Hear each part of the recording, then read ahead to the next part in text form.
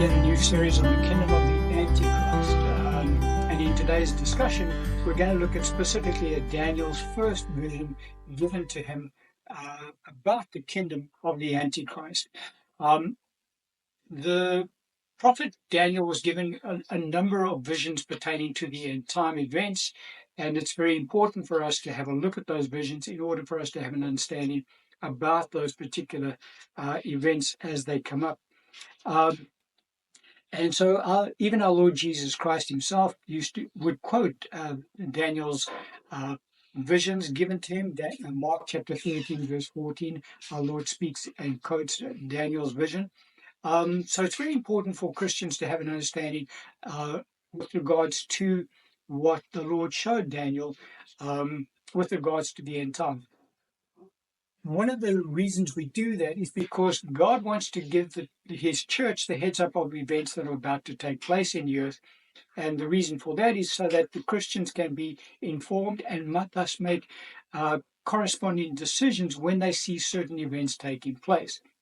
Just an example, we look at the Old Testament, the New Testament saints in the time of our Lord Jesus, when he was on the earth, he said that Jerusalem would be destroyed, the temple would be destroyed. When the disciples asked him what would be the sign of that happening, our Lord said that when they saw Jerusalem surrounded by armies, they knew that the city was about to be destroyed and they needed to leave. In AD 66, that transpired. The Jewish nation rebelled against Roman rule. Rome sent legions to Jerusalem, surrounded the city of Jerusalem, but did not penetrate the walls of Jerusalem. The Roman general, for whatever reason, withdrew the legions back to the coast. Now, when the Jewish believers saw that sign, they recognized what Jesus said. He said, guys, when you see the city surrounded by the armies, know that its destruction is near, you need to leave. And so what they did is they left. They went to a town called Pella on the other side of the Jordan. The rest of the Jews stayed. And the rebellion continued. In AD 70, the Roman legions returned to Jerusalem, and this time they destroyed the city, and they destroyed the temple, and they destroyed multitudes of Jews, hundreds of thousands of Jews, and took the rest into captivity. The Jewish believers were exempt, however. Why? Because they had been given forewarning by the Lord what was going to happen, and they could act accordingly. And so as we draw closer to the end times, it's very important for us as believers to have a look at events that our Lord show us is going to unfold so that we can be prepared and thus make our preparations accordingly. And so, as I say in today's discussion, we want to have a look at Daniel's first vision given to him by the Lord of the person of the Antichrist, the kingdom of the Antichrist. This whole series we're dealing with is the kingdom of the Antichrist. Now, a lot of people think that the Antichrist will govern the whole earth. That is not the case. He will endeavor to do so, but God the Father reduces his time of reigning on the earth to 3.5 years, which our Lord says is not enough time for him to gain rulership over the whole earth. Nevertheless, he does have rulership over a particular kingdom.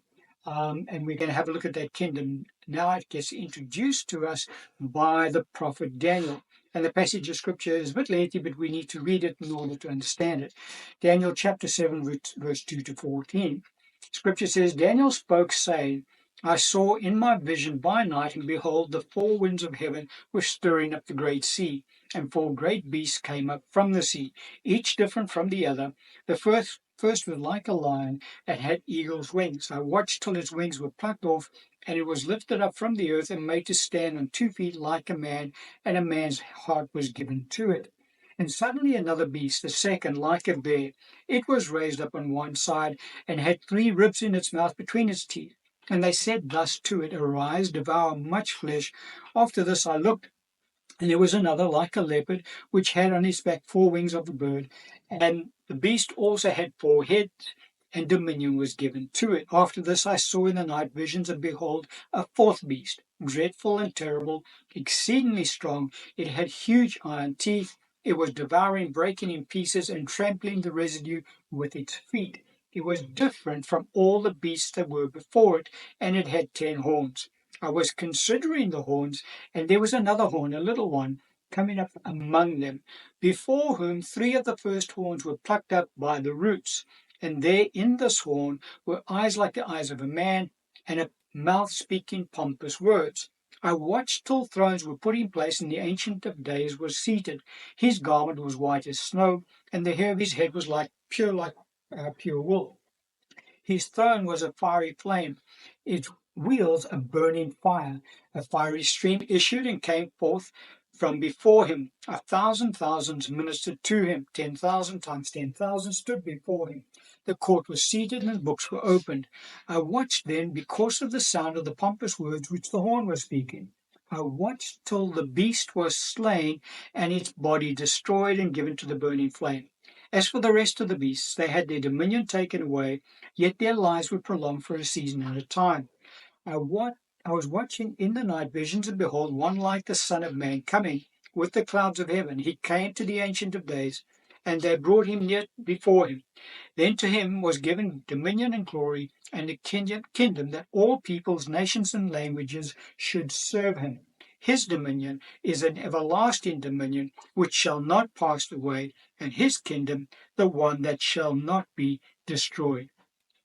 And so here's the vision given to Daniel of these end time events. Now, in this vision, Daniel is shown 4 great beasts. The 4 great beasts represent 4 separate kingdoms that will be present on the earth when our Lord Jesus Christ returns. This passage of scripture very clearly shows all 4 beasts there when our Lord returns. The sea in this passage represents the various nations of the earth. It talks about a turbulent sea, and these various beasts, are rising up out of the sea. In other words, rising up out of the various nations of the earth. The scripture also reveals to us what will transpire with regards to each one of these kingdoms at the end of the age, because it talks about the fact that when the Lord returns, 3 of the beasts continue. The scripture talks about the fact that their dominion is taken away from them, but they're allowed to remain for a season and a time. So what does that mean? It simply means that those 3 kingdoms will be present on the earth when the Lord returns, but they will become subject to his reign on the earth when our Lord begins to set up his millennial reign on the earth. And so those 3 kingdoms will be there, but they will no longer govern their own affairs. Their dominion is taken away from them. But in this passage, it talks about the 4th beast. And it says that this 4th beast is different from all the other beasts. Obviously, this particular kingdom is going to be different to the 3 kingdoms that will be present on the earth alongside it when our Lord returns. But it also talks about the fact that this particular kingdom is going to be different to all other kingdoms. As we go through the series, we'll understand why it is that this particular kingdom is so vastly different to all the other kingdoms. But with regards to the 3 kingdoms that are represented by the 3 beasts, which are allowed to remain when our Lord returns, we won't discuss them in any kind of detail in this series. I do discuss those 3 kingdoms in great detail in my series dealing with the last 3 superpowers. But in this particular series, we want to look specifically at the kingdom of the Antichrist. Because as we say, the kingdom of the Antichrist pertains to really 1/4 of the earth at the time that our Lord returns. He is not able to gain a dominion over all of the earth, although he will try to do that. Now, the little horn in this passage is referring to the person of the Antichrist. It talks about the 10 horns. It talks about the little horn arising up from within the 10 and subduing 3 of the horns. We'll discuss that as we get into the series. But the little horn that has eyes of a man and speaks pompous words, that pertains to the person of the Antichrist. And so that we see very clearly that the person of the Antichrist will arise from the 4th kingdom. We also see in this passage what happens to the 4th kingdom when the Lord Jesus Christ returns. The Bible talks about the fact that that particular beast is destroyed and his body given to the burning flame. So what that means is that when the Lord Jesus Christ returns, he destroys that fourth kingdom. The other three get to remain. They stay and they are subservient to the Lord's reign. But the fourth kingdom is destroyed when our Lord returns. Why is that?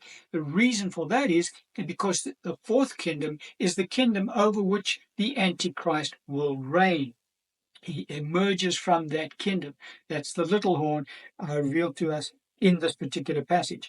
And so it's really that fourth kingdom that we want to concentrate on in this particular series. And the reason we want to do that is because that is the kingdom from which the Antichrist will emerge. So it's very important for us to recognize what kingdom that is. Because if we recognize which kingdom that is, we can say to ourselves, okay, so that's where the Antichrist will come from. It helps us to begin to navigate through things in the earth. Now, this sounds like it could be pertaining to quite far into the future. It actually doesn't. We're actually quite close to this particular event taking place. And so it's so important as we go through this series for us to and understand what is going to happen in the near to not too distant future. So why? So that the church can prepare herself for that which is to come. Go back to my illustration of the church in Jerusalem at the time of its destruction. They knew what was going to happen. Because they knew what was going to happen, when it happened, they knew how they were to behave.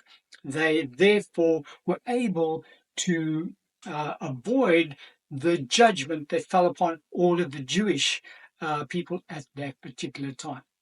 Exactly as we go into the end of the age now, as we identify certain events that will take place in the earth, the church will know how to behave and how to react to them, and thus avoid certain judgments that will be taking place in the earth as we go draw closer to the end of the age. But we're going to end the teaching on that particular